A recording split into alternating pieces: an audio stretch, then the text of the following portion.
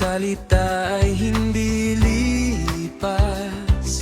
Pangakong salita ay tapat kailanman. Mula pa noong simula, siya na ang laman ng pasimula. Siya ay verbo, at ang verbo ay sumasa Diyos. At ang verbo ay Diyos, magpakailanman. Salitang buhay, di nagwawakas. Pangakong salita ay hindi magbabago.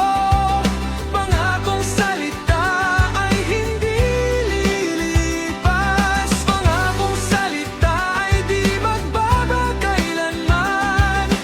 Hawak mo ako sa bawat panahon.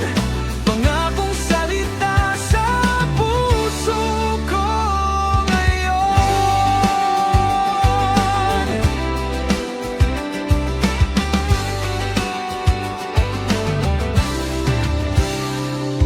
Pangakong salita sa huling kapanahunan, ito'y matanggap mo at paniwalaan.